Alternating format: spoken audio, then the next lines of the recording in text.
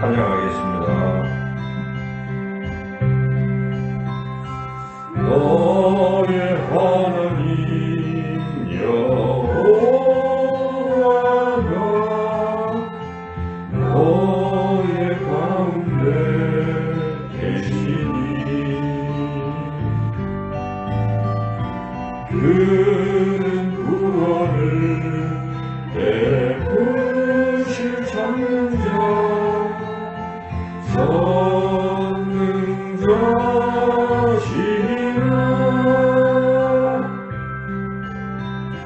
그가 너로 인하여 기쁨을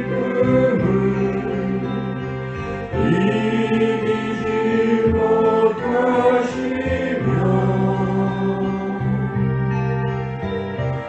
너를 잠잠히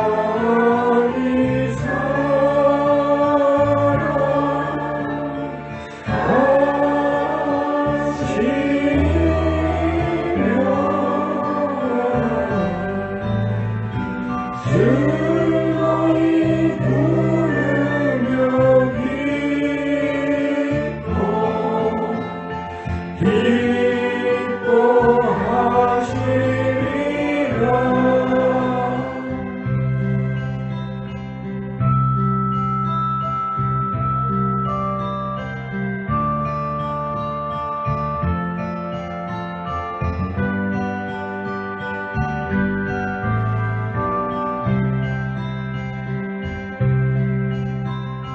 나의 하나님 여호와가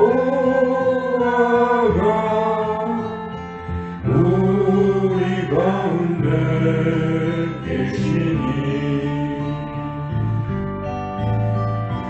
그는 구원을 베푸실 전능자 선능자시라.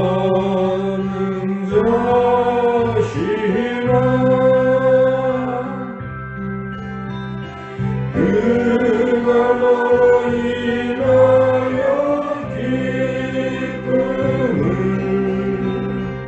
이기지 못하시며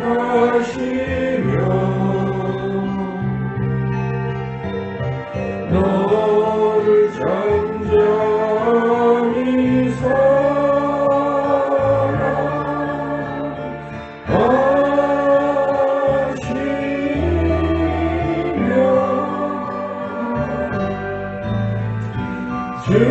즐거이 부르며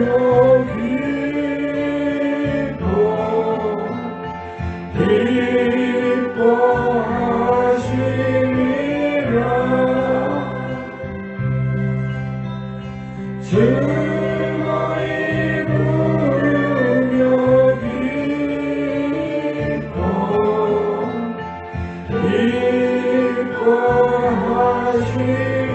기뻐하시리라.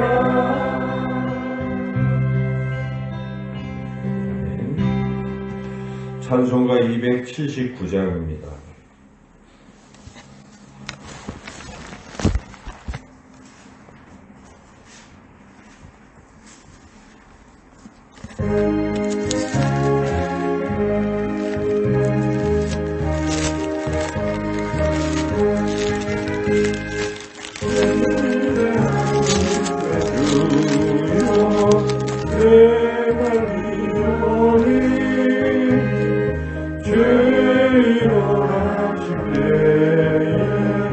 날 부르소서.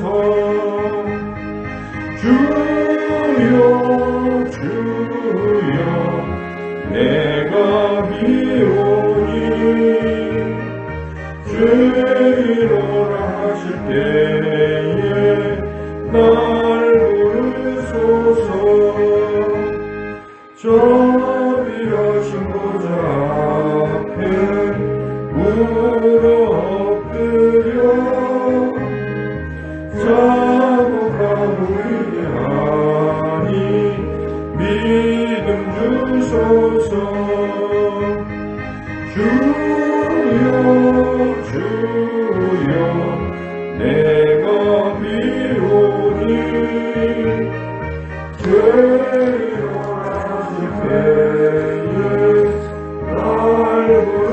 인도하소서. 주의 공로 의지하여 주께 가오리. 상한 마음을 고치시고 구원하소서. 주여 주여 내가 비오니 죄로라 하실 때에 날 부르소서. 만복 근한 우리 주여 위로하소서. 우리 주와 같으시니 어디 있을까.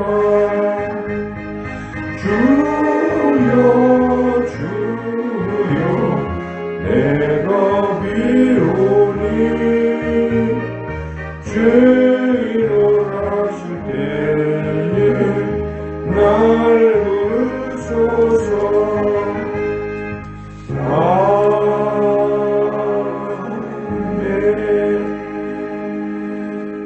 참 좋으신 아버지 하나님 감사합니다. 또 한 주간도 은혜 가운데 지내게 하시고 또 이렇게 이 새벽에도 저희들 불러주셔서 이 사순절 기간에 주님을 예배할 수 있게 하시니 감사합니다. 이 시간도 주의 성령께서 우리의 마음을 주관하시사 또한 우리에게 지혜를 주셔서 하나님의 귀한 말씀을 잘 깨닫게 해주시고 또 그 말씀을 마음에 품고 오늘 하루도 말씀 따라 순종하며 승리하는 복된 삶을 살게 하여 주시기를 간절히 원하며 예수님의 이름으로 기도드리옵나이다. 아멘. 하나님 말씀 사사기 20장 12절부터 18절까지 말씀입니다. 사사기 20장 12절부터 18절까지의 말씀 한 절씩 듣도록 하겠습니다. 이스라엘 지파들이 베냐민 온 지파의 사람들을 보내어 두루 다니며 이르기를 너희 중에서 생긴 이 악행이 어찌 됨이냐.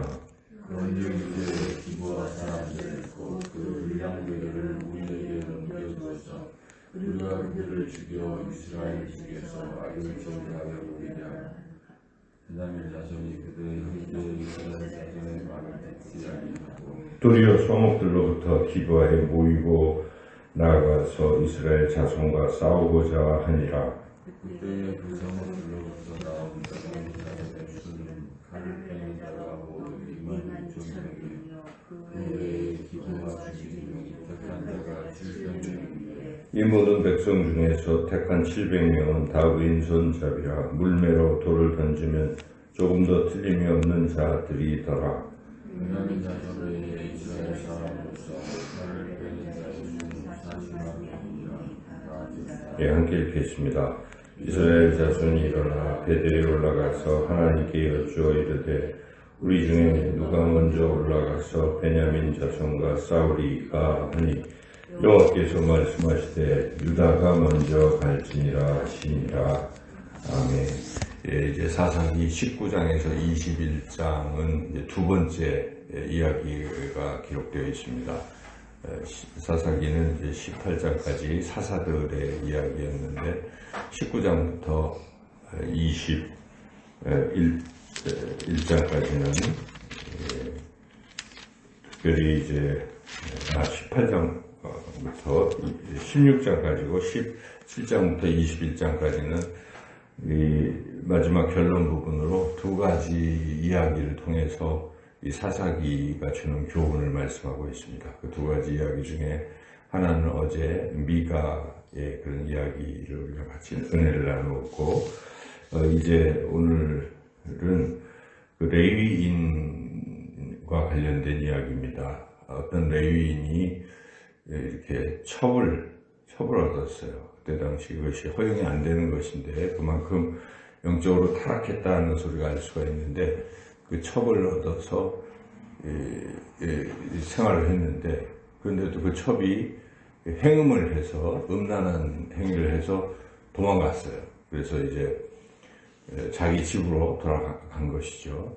그런데 이 레위인이 또 첩을 다시 찾으러 가서 장인하고 이제 얘기하고 첩을 잘 달래서 데리고 오는 중에 이 베냐민 지파에 소속된 기브아라는 곳에 이제 당도를 했는데 하룻밤 묵게 됐습니다. 묵었는데 그 기브아 사람들이 아주 나쁜 사람들이었죠. 그래서 기브아에 깡패들이 모여가지고 이 레위인이 왔다고 하니까 소위 동성 간의 그런 나쁜 짓을 하려고 레위인을 내놓으라 이제 이렇게 얘기를 했을 때 그 주인이 안 된다 하면서 자기 딸하고 또 레위인의 첩이 있으니까 그 여자들하고 해라 이렇게 해가지고 이제 내준 것입니다.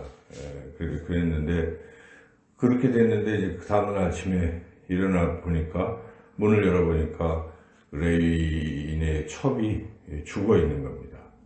또 레위인이 아주 잔인하게 그 죽은 시체를 이제 또 나귀에 싣고 가서 12토막을 낸 것입니다. 12토막을 내서 그것을 12지파에 보내고 이렇게 억울한 일을 당했다 하고 호소를 한 것인데, 그것을 듣고 12지파가 미스바에 모여서 이거 내버려두면 안 되겠다.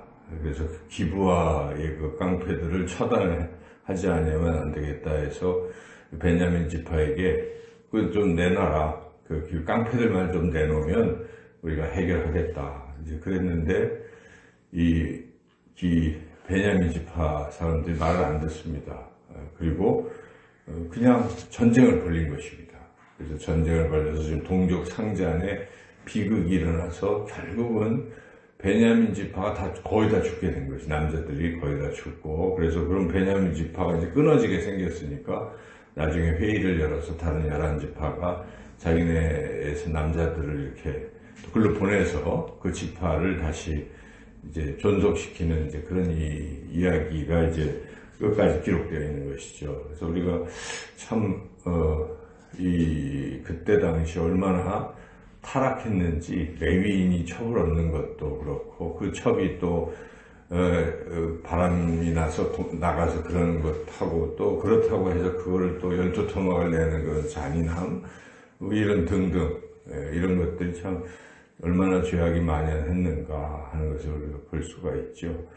그래서 전체적으로 영적인 타락의 모습, 또 그런 도덕적인 타락, 이런 것들이 그 시대에 횡행하고 있었는데, 오늘 이 단락에서, 오늘 우리가 읽었던 본문에서 특별히 이렇게 더 큰 악으로 치닫는 동족 상잔의 비극을 막을 수 있었을 텐데, 이제 그것이 발발하게 된 이유가 무엇인가? 첫째는 이 베냐민 지파의 어떤 집단 이기주의라고 볼 수가 있어요. 그래서 내 새끼는 좋은 거죠. 우리 기브아가 우리 지파인데 걔네들이 잘못해도 그거 그냥 감싸준 것입니다. 그래서 야, 우리가 남이가 뭐 이런 생각을 하면서 그를 자꾸 그냥 보호한 것이죠. 그래서 이러한 집단 이기주로 인해서 결국은 한 족속이 이제 거의 멸절의 위기에까지 놓이게 된 것인데, 그것이 옳지 않다는 것입니다. 물론 우리 같은 그룹에 있는 사람이긴 하지만, 그렇다고 해서 그 그룹에 있는 사람이 그렇게 잘못한 일을 했는데도 그거를 감싸기만 한다면 이 사회는 계속 악하게 굴러가는 것이죠. 우리도 그런 잘못을 범할 수가 있습니다. 이렇게 보다가 자기 그룹에 있는데 죄를 저질렀는데 그걸 자꾸 숨기는, 그래서 그걸 위해서 같이 또 힘을 합쳐서 그걸 막아내는, 근데 그것이 결코 좋은 건 아니라는 것이죠. 우리가 어떤 악한 것이 있을 때 그것을 도려내지 못하고 계속 품고 있으면 결국은 그것은 만연이 돼서 전체를 썩게 하고 다 죽는 것입니다. 여러분, 안타깝지만 우리 몸의 어떤 일정 부분이 썩었어요. 근데 썩은 부분을 그냥 살리겠다고 계속 두면은 그 썩은 것 때문에 전체가 죽습니다. 사람 죽습니다. 그래서 아까 안타깝지만 전쟁에서 뭐 다리 같은데 이렇게 총 맞고 그래가지고 어떻게 합니까? 그냥 절단을 해야 되는 거예요. 의족을 해야 되는 것이죠. 거기를 과감하게 빠른 시일 내에 잘라내지 않으면 다 죽는 겁니다. 몸 전체가. 그래서 우리가 그런 것처럼 우리 몸 안에 암세포가 있잖아요. 만약에 있다 그러면. 근데 그 암세포를 아이고 내 몸이다 하고 계속 붙들고 있으면 그게 퍼져가지고 죽는 겁니다. 그래서 그 암세포를 제거하는 이제 그렇게 치료를 하지 않습니까? 똑같은 이치인 것이죠. 비록 내 몸에 있는 것이긴 하지만 내 그룹에 속해 있는 것이긴 하지만 잘못됐다 그러면 그것을 제거해야 되는 것이죠. 그래서 베냐민 지파는 기브아가 자기에 포함되어 있지만 기브아의 깡패들이 잘못했을 때 그것을 내어달라고 할 때 내어줬어야 되는 것이죠. 다른 11지파가 내줘라. 문제를 해결하자 했을 때 내줬어야 되는데 안 내주고 우리가 힘을 합치자 해서 지금 전쟁을 벌이고 있는 것이죠. 결국 다 종족이 거의 멸족되려고 했다는 이 사실. 예. 그래서 그런 부분에 우리가 교훈을 얻어야 되겠다는 것이고 또 한 가지는 때를 놓치면 안 된다는 것입니다. 그 기회를. 그러니까 이때, 그때 내줬으면 되는데 그 기회를 놓치고 자꾸 뒤로 미루다 결국 이런 사태를 맞이하는 것이죠. 우리 인생에서도 우리가 어떤 기회가 있어요. 잘못했을 때 용서받을 수 있는 기회가 있는데 이 기회를 자꾸 놓치고 또 놓치고 결국 나중엔 돌이킬 수 없는 그런 때가 오기 때문에 우리가 어떤 상황이 있을 때 잘못했으면 그때 잘못했습니다 라고 인정하면 망신도 되고 또 여러 가지 불이익도 있겠지만 그렇게 하면 넘어가잖아요. 그러니까 우리가 법정에서도 판결을 받을 때 처음부터 잘못했으면 잘못했습니다 반성합니다 하면은 판사들이 많이 감면해 줍니다. 죄를 진정을. 근데 끝까지 범행을 숨기고 하다가 나중에 들통이 나거나 뭐 이래 되면 괘씸죄가 적용이 돼서 더 큰 벌을 받지 않습니까? 똑같은 이치죠. 그래서 어떤 기회가 있을 때 잘못을 빨리 인정하는 것이 더 현명한 것인데 이들 베냐민 지파가 그 시기를 놓치고 결국 이런 큰 불행을 겪게 되었다는 사실. 그래서 우리가 오늘 이 본문을 통해서 악을 도려내야 할 때는 과감하게 신속하게 기회를 놓치지 말고 도려내야 한다 하는 것입니다. 우리 각 자기 자신의 삶을 봐도 우리가 습관적인 죄와 어떤 이런 것들이 있잖아요. 근데 이것을 우리가 하나님 기회를 주십니다. 이 사순절의 기간에 어찌 보면 하나님 우리를 더욱더 정결케 하시려고 어떤 그 기회를 줄 때 우리가 기도하고 하나님 이 연약함을 용서하시고 주여 제거하여 주시고 거룩한 하나님의 자녀로 살게 해주세요 하고 나아간다면 우리가 새롭게 되는 것이고 더욱 하나님 우리를 귀하게 쓰실 것입니다. 그래서 오늘 본문의 말씀처럼 기회를 놓치지 않고 악을 과감하게 도려낼 수 있는 저와 여러분의 삶이 되시기를 주님의 이름으로 축원합니다.